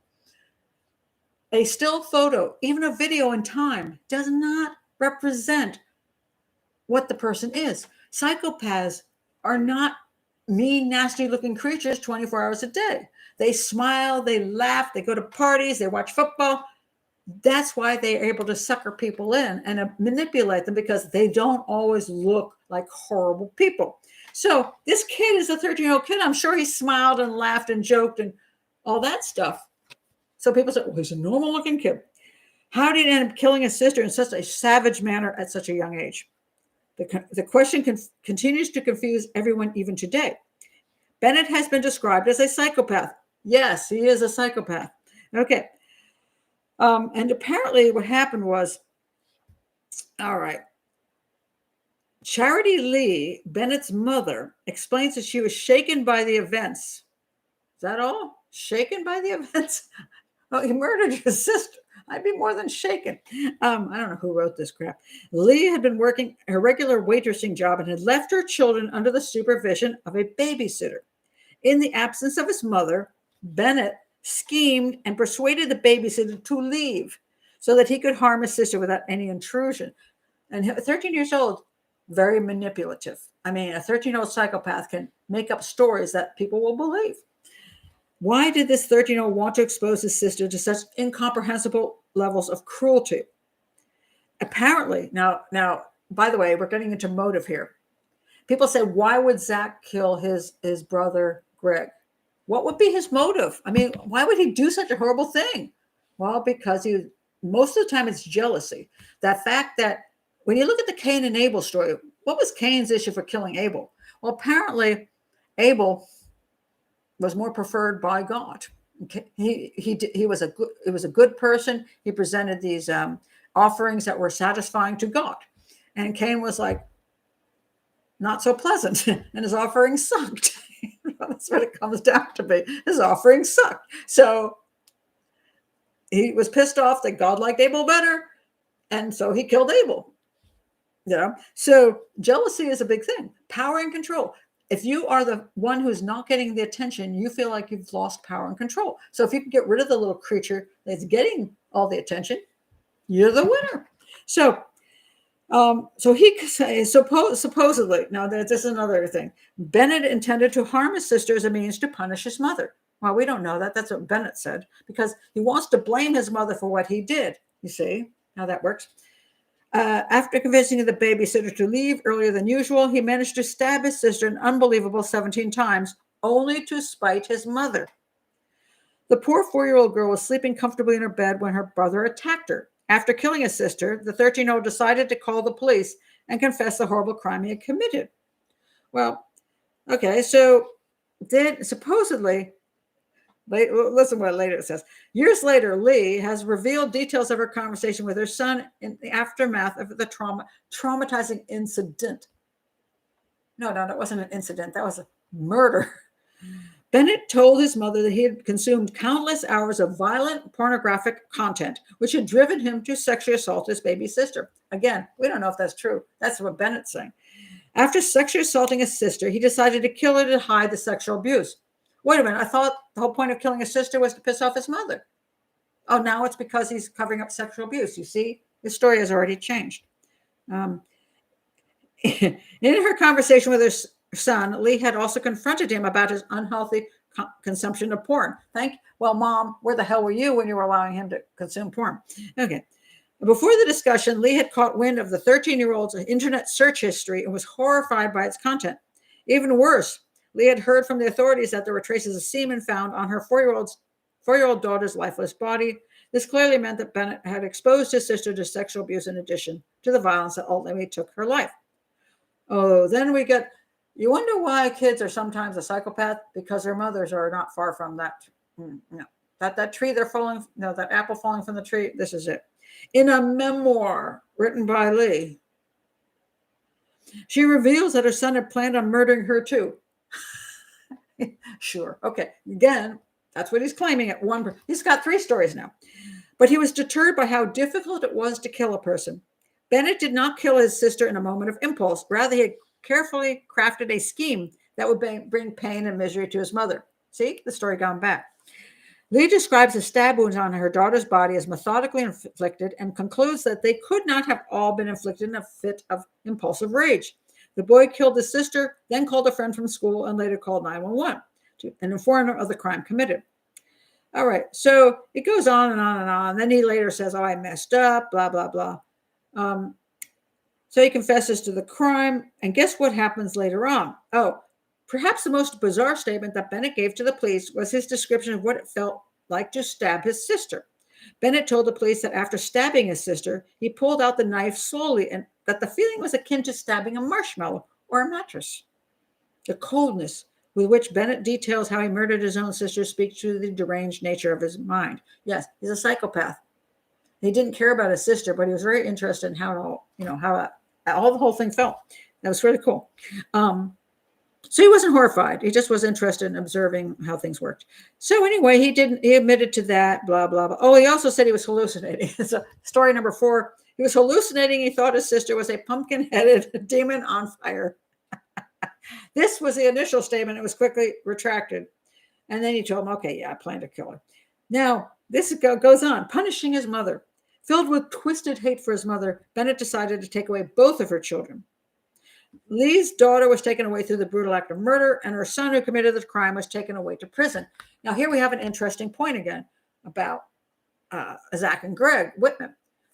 Zack killed Greg, took that golden, I believe he was a golden child, the one the parents more preferred, away from the parents. And then he himself is going to be taken away. So, oh, I've got you two ways. Now you've lost both your kids. Ha ha. Now I'm really causing you suffering.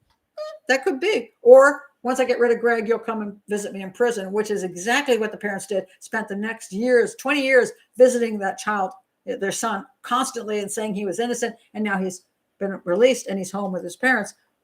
Zack won. So meanwhile, Bennett, he wanted to inflict suffering on his mother. So she can, this is again, just like the Witmans. Although Bennett only brought suffering to his mother, Lee did not give up on her son. I know you got your own problems, Mom, like you're probably a narcissistic personality disorder, but you need to give up on your son. He doesn't care about you, and you have no reason to go visit him in prison. But she's doing that. She continues to visit Bennett in prison, even though Bennett has clearly enjoyed watching his mother live in despair-filled state of suffering. During one prison visitation that Lee made, Bennett momentarily attempted to choke her to death before deciding against it and letting her go. Even after the clear intent to murder her could be seen, Lee decided on continuing her visitations to her monster of his son. Oh my God. So, then he, let's see, Bennett claimed that he believes he committed a horrifying crime, but his one mistake should not cost him his life. Not fair. Just because I killed just because I killed my sister doesn't mean you should punish me forever. Okay, so that's a really interesting case. And it goes to show you that one of the things when I did the Witman case is that people have a hard time believing that kid could have killed 100 stab wounds to his brother and nearly cutting his head off. That's how bad it was. And people can't wrap their heads around that. And they'd rather believe a stranger could do that. Like, why would a stranger want to come in and stab some 13-year-old kid 100 times and cut his head off? Any more than his brother. More killings are within a family because that's where the emotion is. So this was I thought this one was a great example of a kid who confessed. So it wasn't like he confessed from the very beginning that he killed his 4-year-old sister. So yes, when you look at the JonBenet Ramsey killing, yes, the older brother could have, we have not proof of that, could have killed his younger sister or been involved in whatever happened to JonBenet. It could have been somebody else in the family, but it also could have been the 9-year-old brother. It could have. Here we have this guy, 13 against 4 years old. And then we have the 15-year-old against the 13-year-old. There's so many of these cases that you have to understand at some point that psychopaths do exist in teenage years and younger. So one question, which was just asked to me, and I don't think I answered that yet. That was the most recent question, wasn't it? Wait a minute, where'd it go? And the question was, how young? Who asked me this question? Darn it, I hate it when I miss who. I hate it when I can't find the actual question. Who asked me the question? So annoying. So if you're here, tell me who asked this question. How young have you seen a psychopath? What age are they sort of just, you can tell they're psychopaths. How young does it go? I would say I've seen down to 2 years old. What happens is a lot of babies get a thing called, Carrie. Thank you, Carrie. Okay, I asked. Yeah, I don't know why I can't find it. I'm looking at my emails and it just didn't come in properly. So thank you, Carrie. That was a great question. So Carrie asked, how young? I've seen 2-year-olds with very violent tendencies, 2-year-olds that don't seem to attach very well to other people, 2-year-olds who are already manipulative at 2 years old. What happens is, and I use the Russian example because this is just such an example, the Russian orphanage problem, where somehow children ended up as babies in orphanages where they did not hold them. They left them in the cribs, and I don't know how they fed them, but nobody was holding them or paying much attention to them. And then they would adopt them out to Americans, and the Americans would get this kid, and the kid would try to kill them or kill the pets. And they were terrified of the child they adopted, and they would send them back to Russia. And then there was this huge outcry. It's what kind of horrible, horrible human beings are you? Because when you birth a child, you accept whatever child you get. And when you adopt, you accept whatever child you get. It should be the same. The difference is when you birth a child, in theory, if you're good parents and you planned a child or you want at least wanted the child, and then when the child arrived, you were like, oh my God, I'm so thrilled. And you took care of that child and loved that child. That child is not going to have attachment disorder. The child is cared for. But when you adopt, you don't know what happens before you got that kid.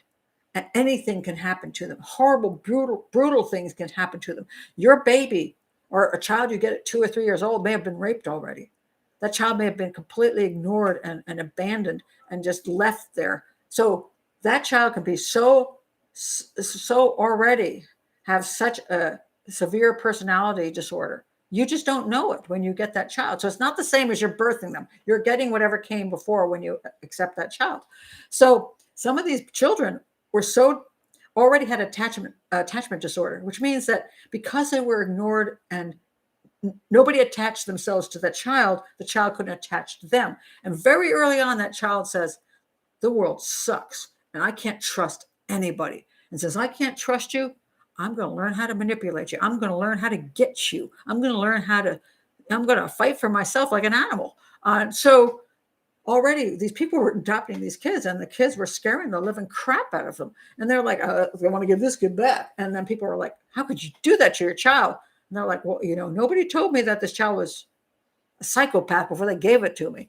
And once you get a psychopath, you can't fix that psychopath. You're going to raise a psychopath forever.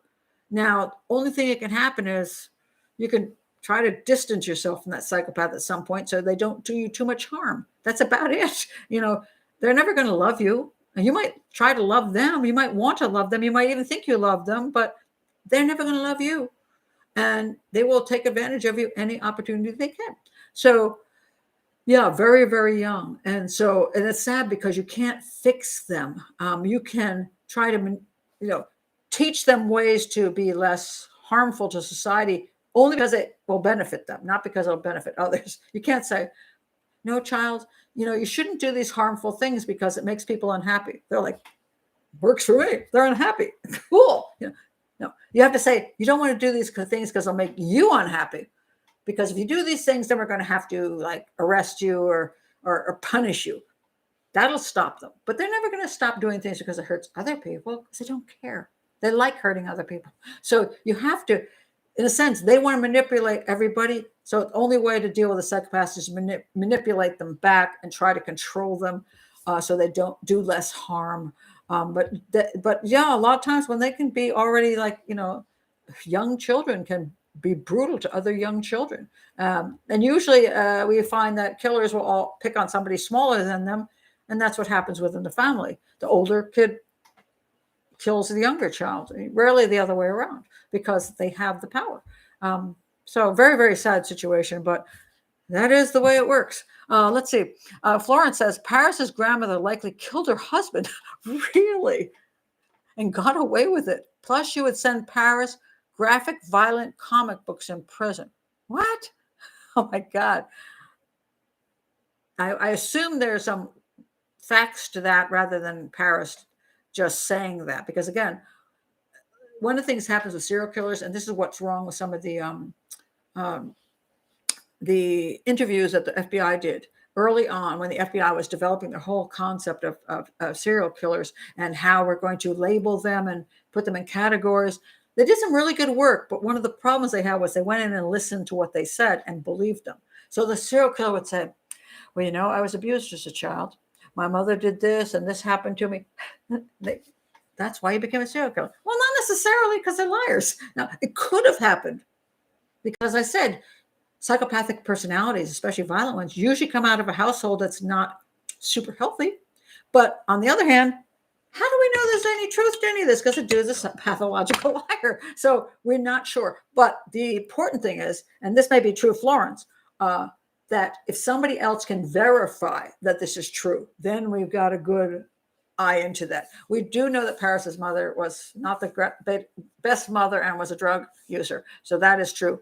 I didn't know about the grandmother. If she did that, Jesus, the whole family may be cold-blooded. That's what Florence says. The whole family seemed cold-blooded, and they may well be, because when you have cold-blooded people, psychopath psychopathic people, people with narcissistic personality disorders, raising the next generation. You ain't doing them a lot of good. You know what I mean? You're not doing them a lot of good. And so sometimes you have a whole series through the generations of really, really not so great people, not very nice people. Carrie says, Charlie Brandt murdered his mother when he was 13. His father survived a gunshot wound. Wow, yeah. And then Michelle says, Beth Thomas is a famous case. Oh my God. You know, one of the things you guys have done for me, which is kind of, you know, I'm learning about so many cases I didn't even know existed, you know, because normally I would work on cases that were brought to me. I'm working on a specific case that I'm actually involved in. And so because I was so busy here, I never saw how many other cases there were. But oh my God, it's kind of scary when you think about incredible, you know, there are incredible amount of cases here in the US, but I'm also being introduced to a huge amount of cases in Canada and in the UK and Australia, New Zealand. And I'm sure there's a lot of cases over in other countries as well, which people haven't introduced me to yet. So I'm looking forward to hearing about from all the other countries in the world. Because some people say, you know, are there only American serial killers? I'm like, no, the serial killers are everywhere in the world. And so are other kinds of psychopaths who commit other kinds of crimes. So my God, there's just, it's amazing, you know, what we, you know, sometimes we look at. It's just, yeah. If you were born to a family and you're, you know, and you had a happy childhood, maybe not perfect, you know, I look back at my childhood and, you know, as a child, I had issues. You know, I had issues. And as a teenager, I had a few more issues. Now that I'm adult and I look and I know what I know, I look back and go, thank you, Mom and Dad. You know, I had a pretty good childhood. You know, I had a really good childhood. Thank you. And I hope my kids say the same about me. I'm not a perfect mom. Their dad wasn't a perfect dad, but I hope they go, oh, my, thank you for giving us a decent childhood.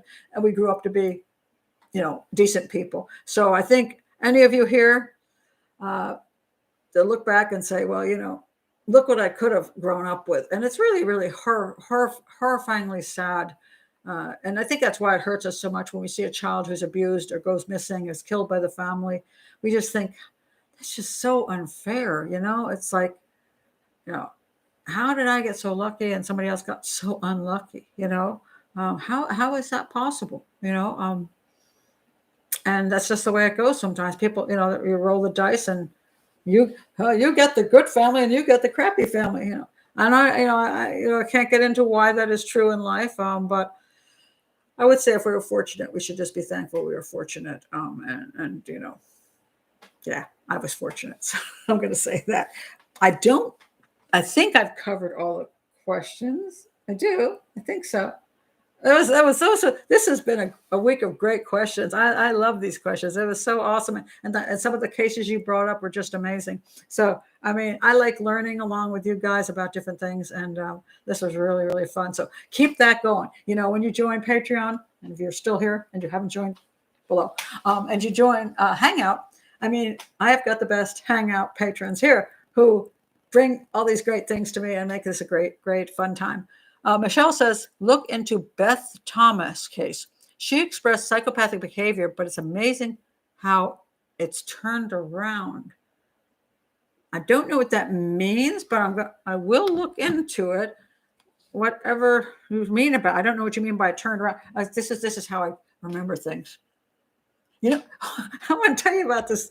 I want to tell you about what happens today, by the way, just before I go. I'm going to sign off in a second, but you know, I'm at the park with my granddaughter and all the kids are playing because it's a beautiful day here. So it's like one of the last days that kids can play. So they're playing and I'm just sitting on the bench having my coffee. And in front of me is this doll. This is a cute doll. You know, one of those dolls is probably pretty expensive. You know what you buy that looks like your kid type of doll. And it's sitting in the swing in front of me. And it sits there and 15 minutes goes by and it's still sitting there and 20 minutes goes by and it's still sitting there. Finally, this little girl comes up. And she's probably about, I don't know, 7 or 8. She pulls the baby doll out and she starts abusing it. She starts whacking it around. She's throwing it over her head. I'm like, holy crap, you're a terrible baby doll mother. You know? I'm like, why is she being so abusive to the doll? And it crossed my mind. I'm thinking, maybe it's not her doll. And so she has no affection for it. And then she runs around with it and does something with it. And then she goes back and chucks it back into the swing. And I'm like, okay. And then she goes away and I'm thinking, okay, maybe it really wasn't her doll, but I wouldn't want to have her take care of any small child. And then time went on. So almost like an hour passes and nobody comes back for the doll. And now I'm getting worried. I'm thinking some kid, people are disappearing. It's getting later. It's getting darker. So they're disappearing. I'm thinking some poor girl, some little girl probably left her baby there. And she'll get home and she'll say, oh my God, Mommy, where's my baby doll? And they'll think, oh my God, you left it at the park. And I thought, if nobody does anything about it, maybe, the child will never get the doll back. So I decided, I thought two things. I could pick up the doll, take it to the office there in the park. And I didn't know that they would be open. Or I could keep the doll. And what I would do is leave a note in the swing with, I took the baby, tried to drop the baby at the park ranger's office. So call there or call my phone number. And then I realized I don't ever carry paper and pencil anymore. I'm like, how do I leave a message? I've got no way to do that. So this is a little clue for you. Always carry paper and pencil, at least in your car, so you can do something like this. I'm like, well, how am I going to let this person know that I've taken care of the doll for them? And then I got lucky because after all this time passed, this smaller girl came up and finally took the baby doll out. And I said, is this your baby doll? And she said, yes. And then she ran off. And I'm like, turned out I watched her and it really was her doll. But I'm like, her parents, like, hey, Mom, Dad, don't let her leave the doll in a swing for a freaking hour by itself. Don't do that. So anyway, the doll got back to the proper doll mommy. But I'm like, man, I don't have paper and pencil. Just amazing. So anyway, night, everybody. I'm glad you were here. This was so... Martin says it's past his bed. Well, yeah, because you're far, far away and you're on a different time zone. So you're probably like, what, 2 or 3 o'clock in the morning now? And I appreciate you coming in spite of all that. Pat, you also had a bad alpaca day. I did, but all the alpacas are back. The rabbits are not back. We put out a trap for them, trying to get them back. Trying to put food in the trap so we can take them one at a time back into the rabbit place. But they're still running around out there. And my cat, I don't know where it is. It's just been a bad animal day. And he says, super fun. And Florian says, thanks, Pat. I'm glad you were all here. It was a great Wednesday and I appreciate it. And I'm going to do, so what I'm going to do for Sunday, because I have been asked this over and over, and I'm just going to sit here and blank. Oh, this is just ridiculous. Every once in a while, I just draw a complete blank. Okay, wait a minute. Who's the kid missing in Washington? Come on, everybody. Everybody knows, and so do I. Forever and ever and ever. So, I'm feeling very stupid at the moment. Okay, what the heck? Okay, somebody tell me quick, because I'm going to do this on Sunday, because I've actually talked about this case a million times. What's his name? Jesus God. I have no memory. Okay, if nobody's going to say anything, I'm going to keep looking up. So it starts with a K. Starts with a K. I'm going to go through my list. I've got such a long list now. Come on now. Starts with a K. Somebody. It was an American. I don't know if it was an American Girl doll. What's his name? Starts with a K. For God's sake.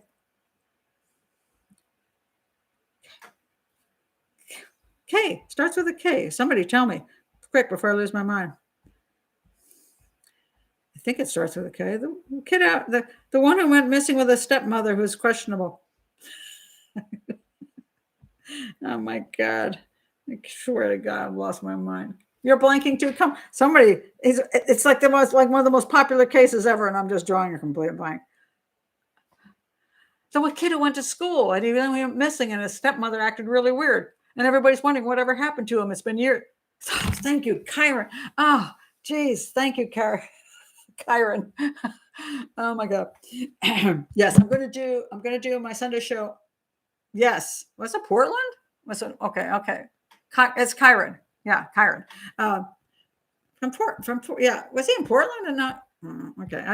I was just out in Portland as a matter of fact, but I can't, I'm an East Coaster. So, those things blur Portland, Seattle, Kyron. Okay, I'm going to put his name in here just so I can. Oh, thank you. Go, here it is. Kyron Horman. No, it isn't. The parents were. Yeah, Kyron Horman. Yeah. Okay, where did he go missing? Yes, Portland, Oregon. Thank you very much. Absolutely. Portland, Oregon, and his, yeah. And he's been missing now since, when did he go missing? Oh my God, 2002? Yeah, he went missing from 2002, just from Skyline Elementary School in Portland, Oregon, after attending that science fair. Absolutely, the science fair. Yep, and this was the last known photo of him, poor Kyron. And yeah, and his mother, oh yes, this is his stepmother, Terry, and the question has always been, did Terry do something to Kyron, or is she innocent and something else happened to Kyron? So I have looked at this case before. I haven't looked at this case in a decade probably, but I am definitely going to do Kyron on Sunday, because everybody keeps going, when are you going to do Kyron's case? Because it's one of those, they never found him either. So, that's amazing. So anyway, good night, everybody. And again, please, if you're still here and you haven't yet subscribe, like the channel, hit the bell for notifications. And if you want to be at a Hangout, please click the link below to Patreon and join me doing this and supporting the channel. So night, everybody. Michelle, which one are you talking about? Kyron? Yeah, I will definitely talk about Kyron. I'm going to get to everybody's case that people want me to get to, but it's, you can only do so many at a time. So I keep trying. I look back now, I think of how many cases I've now discussed, and it's pretty cool. But I'm definitely going to be talking about Kyron on Sunday. So I'll see you then on Sunday. So cool. All right. See you later, everybody. And I'm glad we made it through today without the YouTube gremlins knocking me off. So see you next time. Bye.